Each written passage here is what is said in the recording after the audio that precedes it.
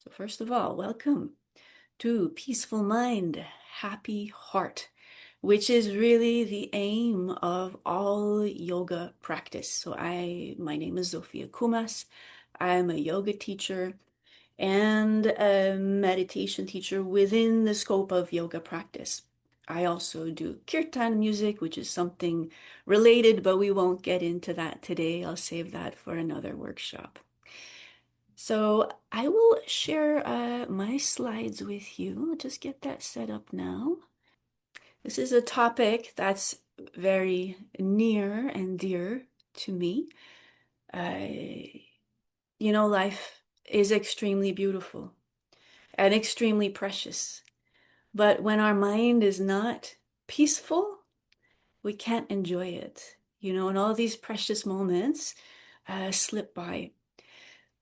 So if we can learn how to our minds and how to clear our minds, we can get so much more out of our everyday life. This is really about how do we live every moment? How do we live every day? What are the little things we can do? It doesn't have to be big changes.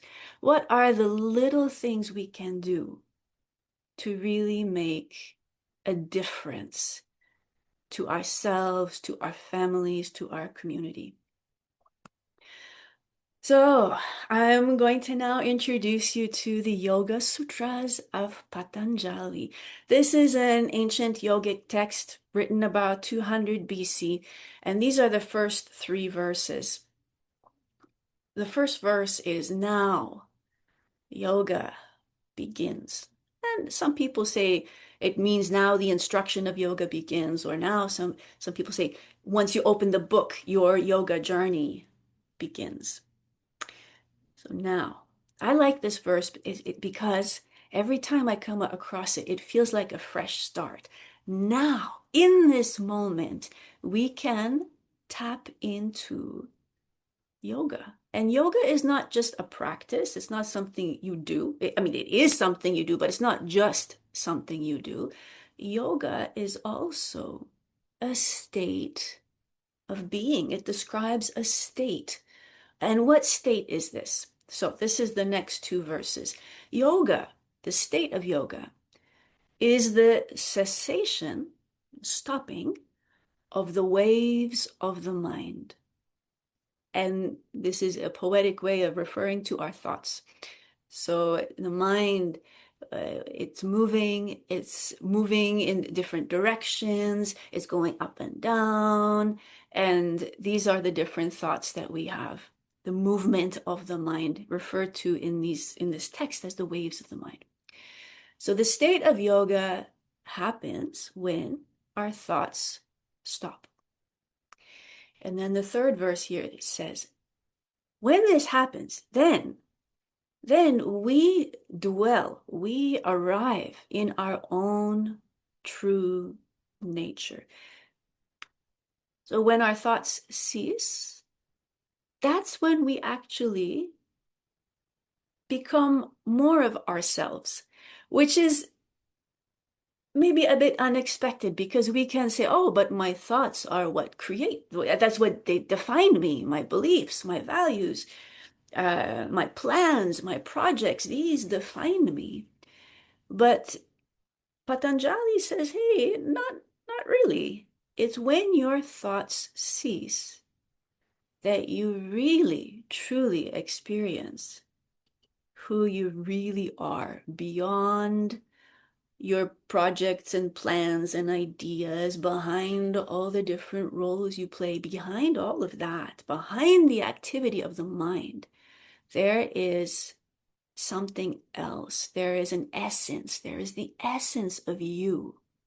And when our thoughts stop, we experience that essence. So yes, that's the little point here. 200 BC.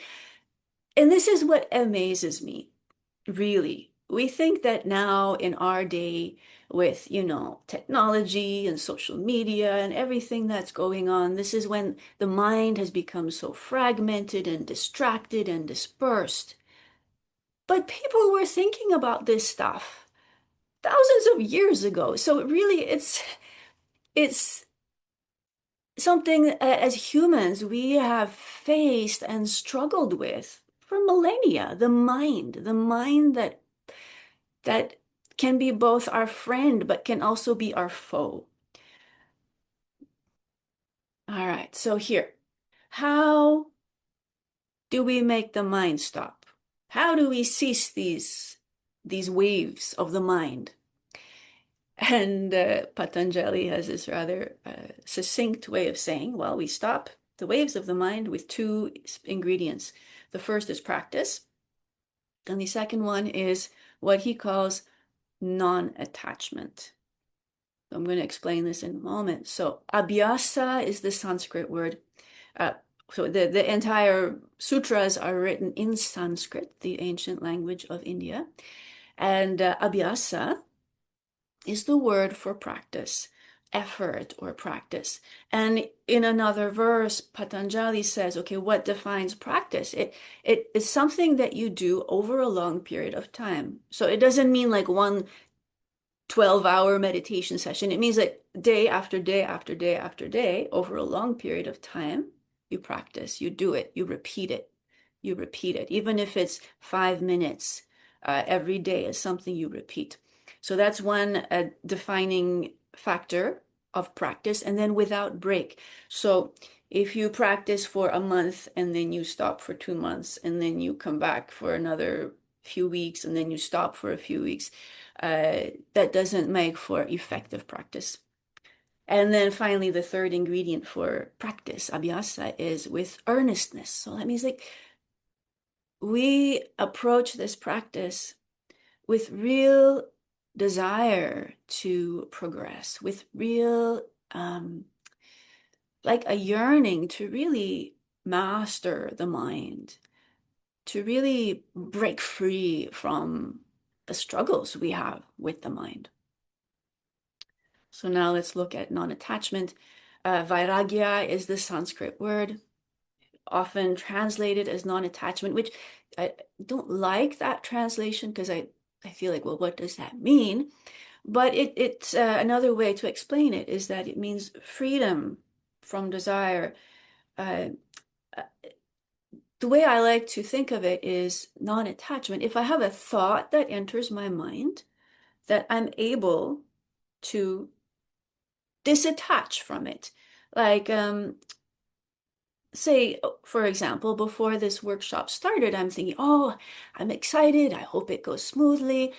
And I can realize this thought is going through my mind, and I'm able to let that go, as opposed to becoming attached to that thought and then having all these other thoughts that circulate around that thought. So when we grab onto our thoughts, when we believe them, because we don't have to believe all of our thoughts, but when we hook onto a thought and we hold it in our mind, and then that thought leads to other thoughts, leads to other thoughts, that's attachment. And it usually stems from desire. I want this to go well. Um, so if we are free from desire or can move towards that, and if we can learn to let go of our thoughts, to release them, so we're not attaching to our thoughts, we're releasing them. That's what this is, vairagya. So we practice and we also let go. So what else does Patanjali offer us? He says, the practice of concentration on a single subject is the best way to prevent restlessness of the mind. So concentration on a single subject.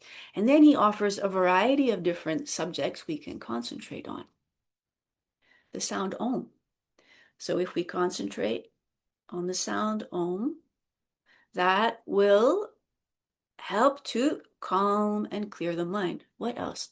The breath. We can focus on the breath. Subtle sense perceptions. So sense perceptions like what do we smell? What do we hear? What do we feel? What do we taste? Subtle senses. For me, the most clear example of this is even the very subtle feelings of the breath moving in the body. That's a subtle sense. This also refers to, though, sometimes in meditation, it's possible to hear or smell things that aren't actually physically in your immediate presence. So, but it's really here, whether we experience or that not, I have never experienced that. Um, it's tuning into the subtle sensations in the body. So that can be a subject of concentration. And then he says, the internal, ever blissful light. So we can focus our attention, our concentration on the internal light. And this is something that we can just visualize. We can picture that we're filled with light, and we can make that our subject of concentration. An enlightened being. And he doesn't say which enlightened being. It could be, well, you know that yogis have gurus, they have teachers. So if you happen to belong to a particular school of yoga, you might meditate in your mind, visualize the guru, the teacher. Or, meditation is not a religious practice, and it's something that can be practiced by any religion, or even if you're not religious at all. But if you are perchance religious, you could meditate on, Jesus or Buddha, any other enlightened being. And then finally, this is another verse, and this one always makes me smile. You can concentrate on anything that you find elevating, any image, any thought that you find elevating. This can be your subject of concentration. All right, so this also continuation of the Yoga Sutras, and we will get to our practice shortly, but I do want to flesh this out a little bit more. So that was the background. Patanjali talks about the state of yoga, and in general, how do we achieve that state? We concentrate on a single thing. This calms the mind, and then we find ourselves resting in our true essence. So now he goes into a bit more detail. He says there are 8 steps. And I'm putting the Sanskrit words here, and I'll give a quick explanation of each one. So yama and niyama. These first 2 steps are really a code of ethics, moral values, a way of living that's actually going to, and it's not just because it's the right thing to do, it's these principles help to calm the mind. So, for example, the yamas, this is how do you treat other people. The 5 yamas are: first, nonviolence, you don't lie, you don't steal, you don't hoard, and then you are also judicious in your expenditure of energy, and particularly he talks about sexual energy. So those are the 5 ways we treat people. The niyamas are another 5 principles, but this is more how do we interact with ourselves? What do we expect of ourselves? And the first one is cleanliness, cleanliness of body and mind. And then santosha, which is contentment. We practice contentment. Tapas, meaning discipline. We develop our discipline. And then self-reflection, svadhyaya. So we take the time to reflect. Who are we? What are we here in this life to do? What is our purpose? What is the meaning of this life? Who am I?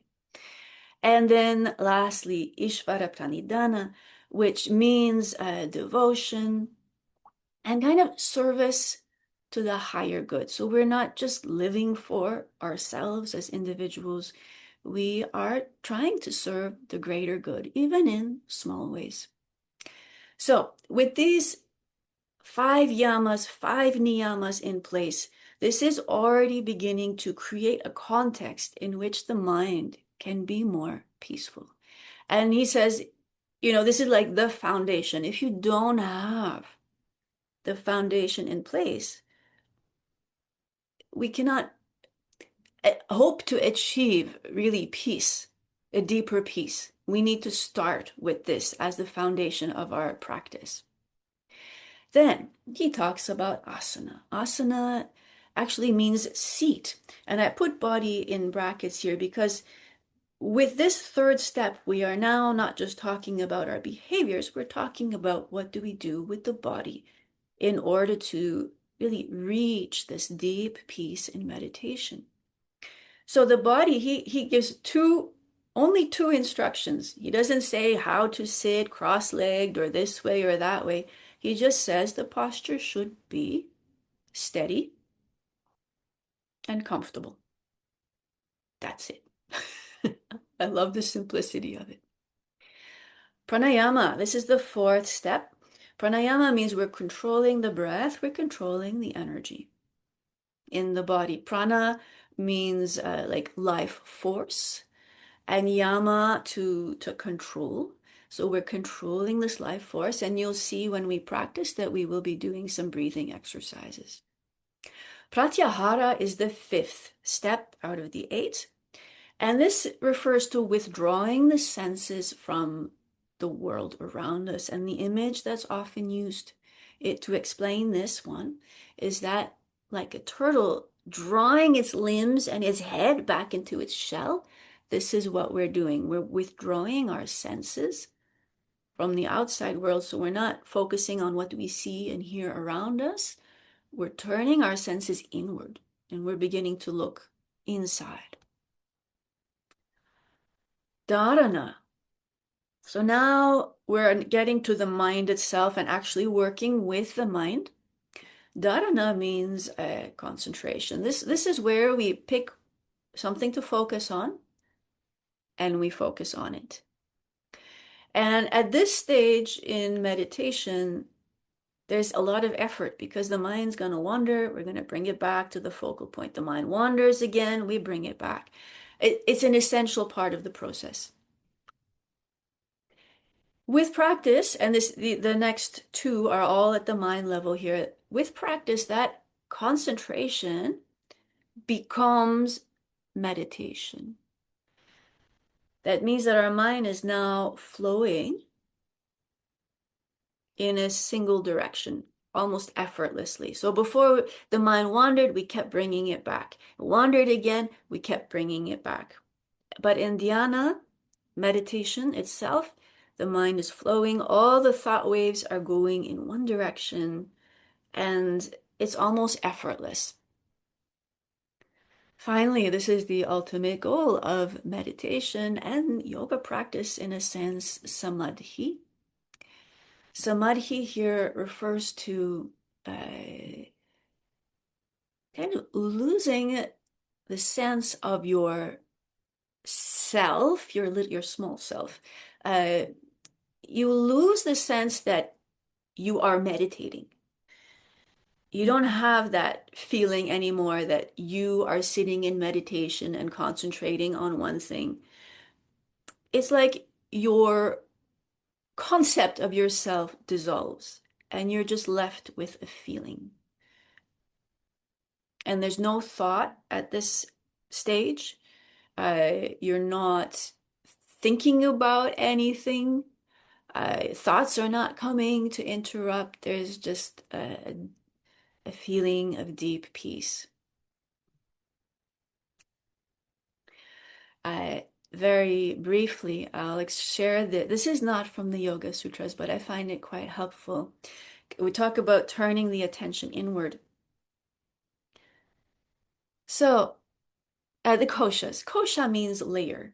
And yoga philosophy, yoga teachings, they say the human being is essentially made of 5 layers, kind of like an onion. So the outermost layer is called the Annamaya kosha, the physical body. So what you see when you look at me, this body, this is my Annamaya kosha. Now, when we turn our attention inward in meditation, we can experience our other layers. So the next layer going in is the layer of breath and energy. And then going deeper, we begin to see, perceive, sense our mind layer, thoughts and emotions. And then if we can go even deeper beyond our thoughts and emotions, we get to our wisdom body. There's just an inner knowing. And finally, when we move even deeper past that layer of wisdom, intellect, we reach they call it the bliss body. It's a feeling of just bliss, uh, contentment, complete satisfaction. And this goes back to one of the Upanishads, 6th century BC. So again, I'm so amazed that this science from so long ago is still serving us today. And it's funny because, some people say, oh, this is all new age stuff. Well, not really. It's not that new age, pretty old age.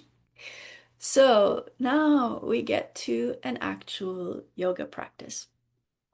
And you'll see I'm drawing on the Yoga Sutras, the 8 steps, as well as the theory of the koshas, the 5 layers. We're going to, in a moment, start our meditation and we'll focus on first the body, and then we'll bring our focus even more inward. That the next layer, we'll focus on the breath, and then we'll go even deeper and we'll focus on the mind. And maybe, depending on how it goes, we may go beyond the mind, or maybe we'll be just practicing dharana today, concentration, and our mind may wander and we'll bring it back. Maybe we'll feel some stillness. We'll see. But in any case, uh, this is just before I get to that, this is another example of vairagya, that non-attachment. So of course, when we meditate, we want to feel deep peace. Of course, why else would we meditate? We come to our practice in order to feel better and to feel clearer. But Vairagya asks of us that we are not attached to that desire. We show up and we practice, but we also let go of that desire. So if thoughts arise that distract us, we don't get frustrated and say, oh, mind, just settle down. That just creates more agitation. So we let go of the desire for a perfect practice. We let go of the desire to find deep peace in this meditation. We let go of the distracting thoughts and we just practice. We just keep practicing. So, all right, without further ado now, let's begin our 15-minute practice. I'm just going to set a timer to keep me on track. There we go. So, time to sit comfortably. Get settled in your seat. Also feel like you're getting settled in your body.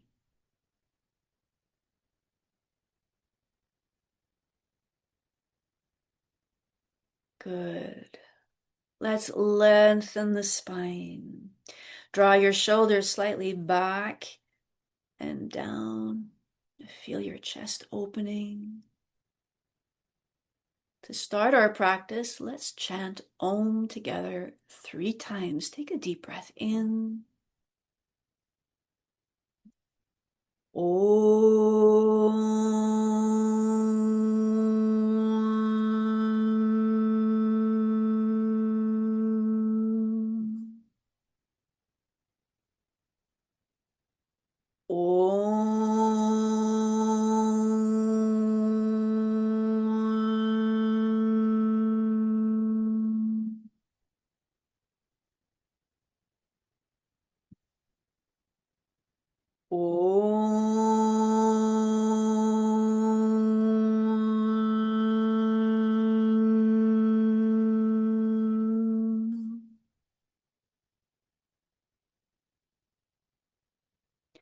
Now bringing all your attention to the body. Let's prepare the body for meditation. We're going to tense and relax each part of the body in turn. We'll start with the feet. We'll work our way up. If there's any part of the body that's sore or recovering from an injury, you can tense just slightly or not at all. We're going to start with the left foot. Tense, relax. Right foot. Tense from low to medium to high tension, and relax from high to medium to low. Left calf. Tense, relax. Right calf. Tense, relax. Left thigh. Tense, relax. Right thigh. Tense, relax. Left buttock. Tense, relax. Right buttock. Tense, relax. Lower abdomen. Tense, relax. Upper abdomen. Tense, relax. Left hand and forearm. Tense, relax. Right hand and forearm. Tense, relax. Left upper arm. Tense, relax. Right upper arm. Tense, relax. Left shoulder and chest. Tense, relax. Right shoulder and chest. Tense, relax. Left side of the neck. Tense, relax. Right side of the neck. Tense, relax. Throat. Tense, relax. Back of neck. Tense, relax. And now, without tensing, just relaxing, loosen the jaw. Relax your mouth and tongue. Relax your cheeks, your eyes. The eyes are closed or turned downwards. The lids almost closed. Let your gaze, though, the direction of the eyes, direct your gaze towards the space between the eyebrows, as if you're looking through this space. The forehead is smooth, the scalp relaxed, the body relaxed and aligned with the spine tall, the chest open, the chin just slightly down. Your gaze resting at the space between the eyebrows. The body ready for meditation.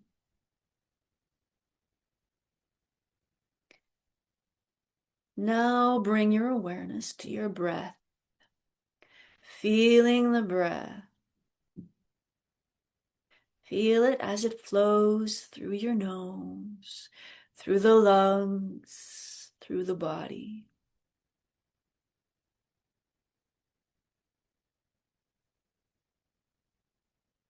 We're going to practice now some pranayama, some breathing exercises. These will help to prepare the mind for meditation. Take a deep breath in through your nose and fill your lungs. Now hold the breath and exhale slowly through the mouth. Good. We're going to repeat this. Deep breath in through the nose and hold Exhale slowly through the mouth. Now continue at your own pace, using a count to make each part of the breath, the in-breath, retention, and out-breath, the same length.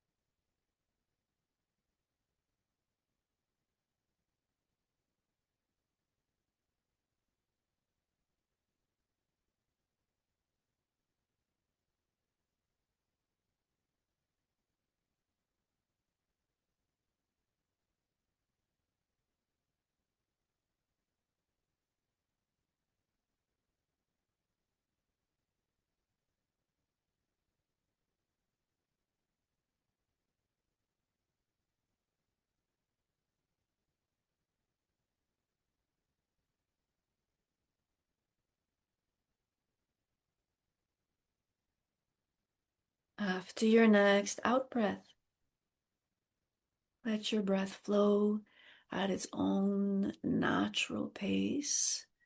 You're no longer controlling the breath, but you're still aware of it. The breath is now entirely through the nose.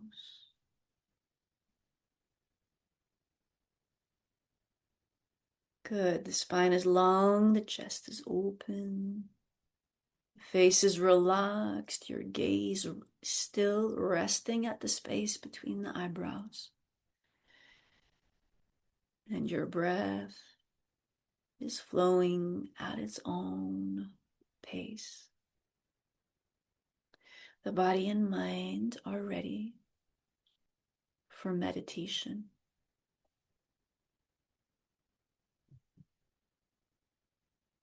For our subject, the thing we are going to focus the mind on, we will use the mantra So Hum. The word so means that, hum means I am. The phrase means I am that. So now, every time you breathe in, you will mentally repeat the word so, and every time you breathe out, you will mentally repeat the word hum.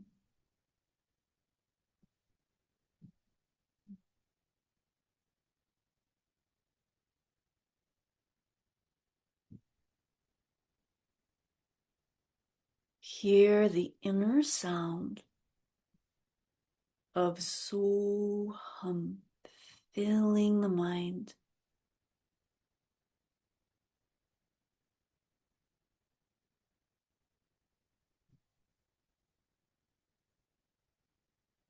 And remember, if the mind wanders, it's okay.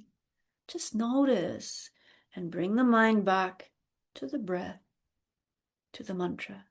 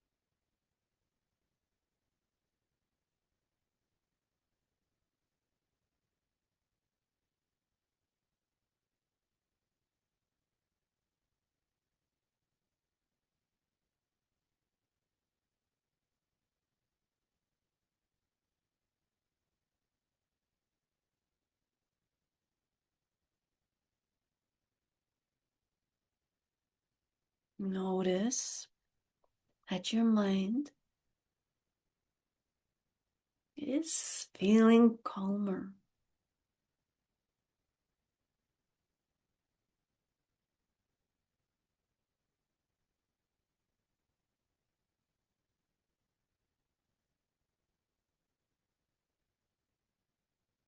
Notice that the mind is becoming clearer, less cluttered with thoughts.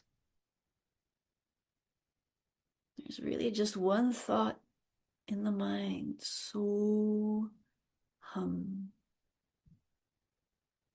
Now, letting the mantra go,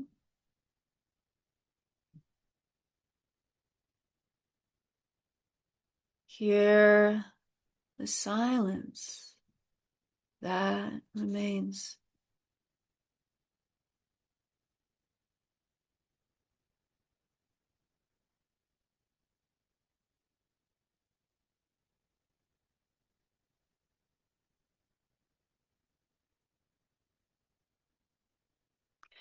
And that silence might be very fleeting, and that's okay.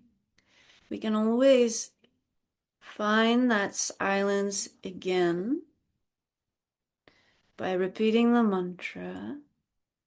And right at the end of the mantra, right after that hum, there is at least a moment of silence.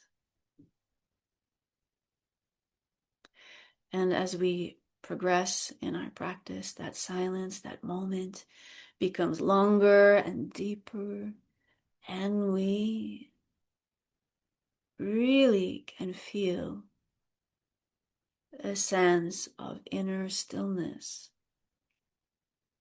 and inner silence and inner spaciousness and inner peace. So now let's emerge from meditation. We'll come back to the body by wiggling fingers and toes, circling wrists and ankles if they're free. You can circle them a few times both ways. Inhaling, stretching out the arms and filling the lungs, filling the whole body with breath, with life, with you. And even though the body is moving, maybe you can still feel an inner stillness. And even though there is sound now with my voice, maybe you can still hear that inner silence. Good. We'll close this part of our session with a mantra that we'll sing together. Om Shanti, Shanti, Shanti. Om Shanti meaning peace. Deep breath in. Om.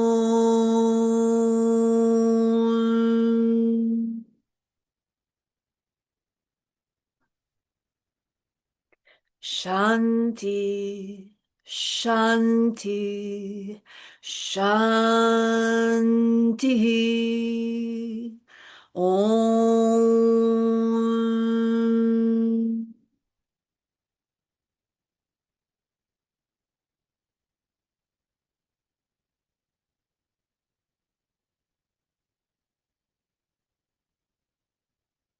Oh, opening your eyes.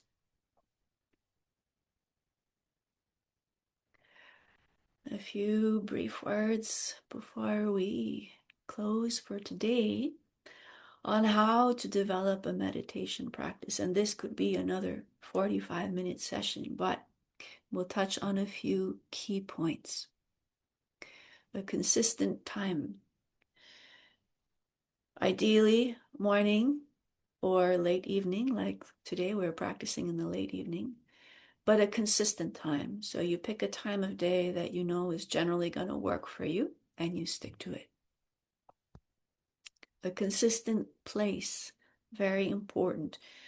pick a space in your home that is your space for meditation. And it can be a multi-purpose space, but it's the same place that you go to every time you meditate. Um, I don't know, when I took psychology way back when, we learned about Pavlov and his experiment with dogs. And one of the experiments was he would ring a bell and then he would feed his dog. And it got to the point where he could ring a bell and the dog would start salivating even before the food was put down for him. So it's because we form these associations. So it's the same thing when we have a consistent time and place for meditation. When we sit in this space at this time, our body and mind are already getting into that groove, that meditation state, even before, we get into, repeating the mantra or anything. So very powerful, very important. And a consistent method. So this is also important. The same technique you repeat, the same mantra. I always teach the mantra Soham, but if you've been learning or practicing another mantra, you can use that, but you use the same technique every time. And just to repeat Patanjali's guidance here, we need to stick to our practice over a period of time. We can't expect miracles just after a week or two, although we will feel a difference immediately. Again, ideally without long breaks. Maybe we might miss a day, but hopefully not months, and with all earnestness. Good. All right, I will stop here and ask if there are any questions from what I have presented thus far.